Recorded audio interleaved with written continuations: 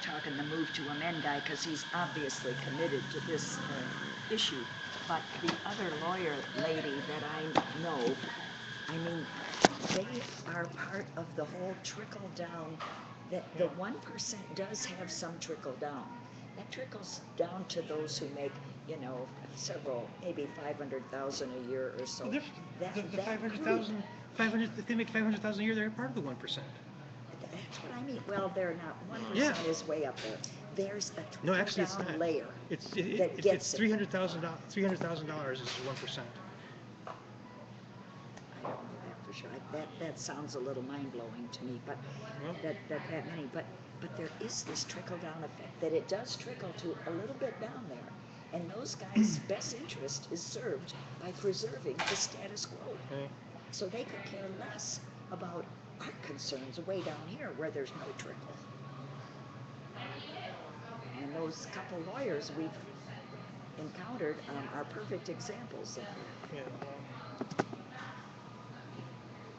Well, I still say we got 866 people who now know about this and know the importance of it. Which means nothing. I mean, yeah, it does. What does it mean? It means eventually the tide will turn. What kind of changes will take place? I mean, we made an effort for a month and a half to make a change, to make a difference. I believe. And it's not going to make part of it. And even if it gets on the ballot in May, there's not going to be very many people that go out and vote for it, which means it probably won't pass. And even if it does pass, it's going to be another 2.5 years before they do anything about it. I have to say that 866 people is an important milestone in informing the public and making our people aware of the dangers to our democracy, and that it's for that it's worth it. I didn't feel that way last night. I felt totally blown off the map, but I feel it today. So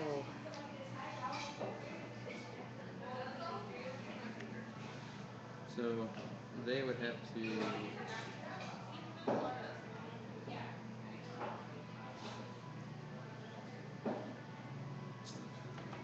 So they would have to pass it as an ordinance or something.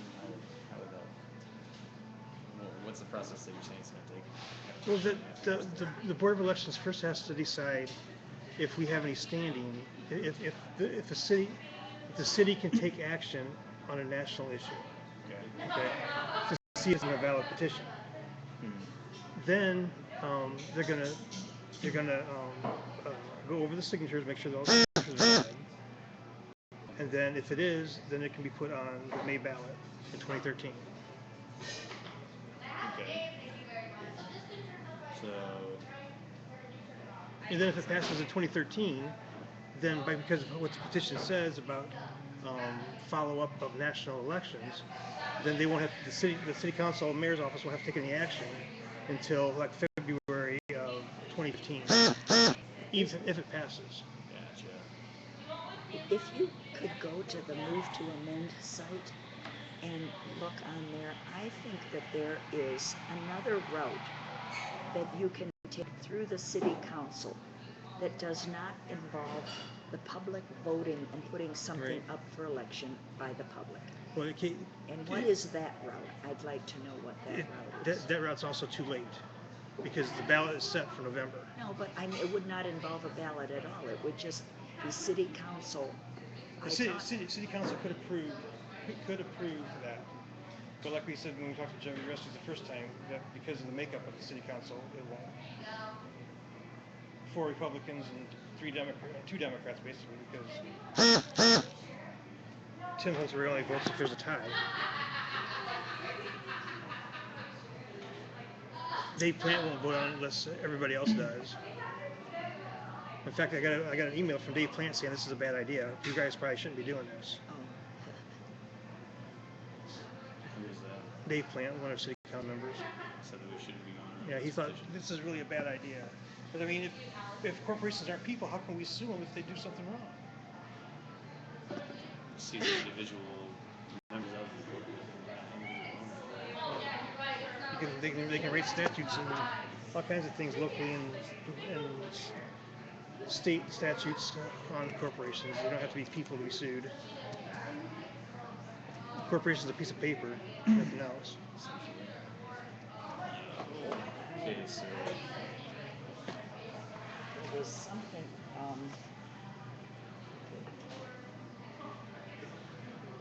get involved.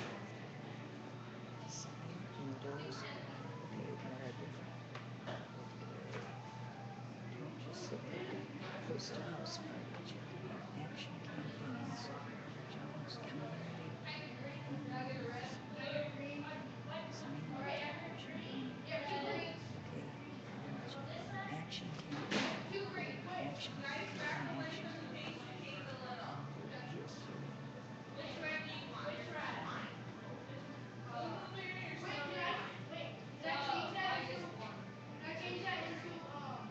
Jake said, oh, I told him that even if they pass it, it won't take effect until February 2015. And he's chatting with me on Facebook right now. Who's that? Jake. Said you'd rather collect signatures again.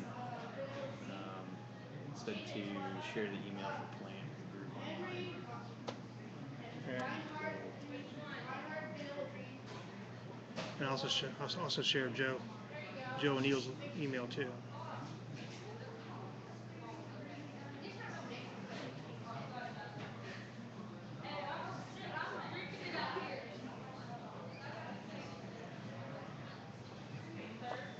Okay, so To get involved and then go to current campaigns.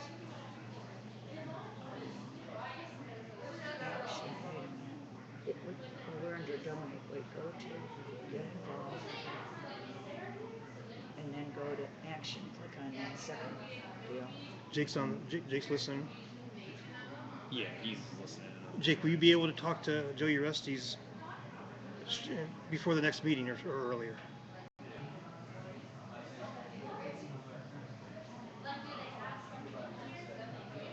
It's not what I was looking for. I saw something else. I saw something else.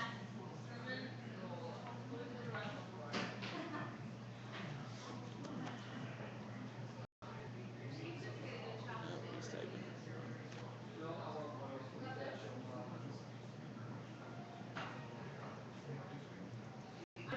What was the question you asked him? Oh wait, hold on. Yeah, ask him again. Will he be able to talk to Joe Uresti's? Maybe invite him to the next meeting to see if anything we can do with city council, or if city council is even going to be associated with us in any way.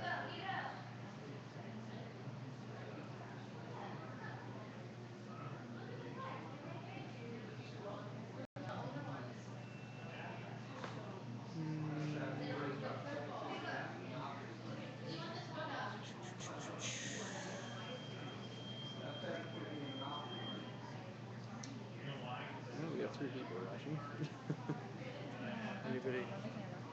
Anybody else we know?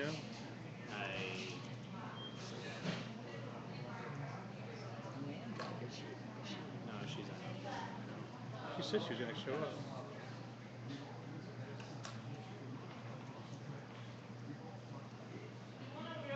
And let's see here. Said sure to be able to invite him to the next meeting. And he said, should we present it to city council and ask them to put it on the ballot no matter what he says? Yes. Yeah, we should. But I'm just saying, if we talk to Joe, who supposedly is on our side, of course, if we need him, is he still on our side? But he would know the process that we should go about to get it done. Even if they're going to say no, we can still make the attempt. At least we have an idea on how it works. Nope, he's taking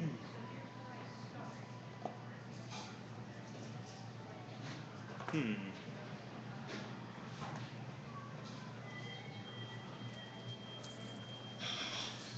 And they're right through the city. If we would have spoken to a lawyer when we first started this whole thing, we would have known about the earlier deadline. Maybe not. I thought we went through a lawyer to get all the wording and everything done. We did, but we didn't do. The guy from Move to Amend didn't say anything about the deadline other than it being in the city charter. But it's not in our city charter. It says to go by the state law, and the state law has the 10 day in there. It's a state law that requires this.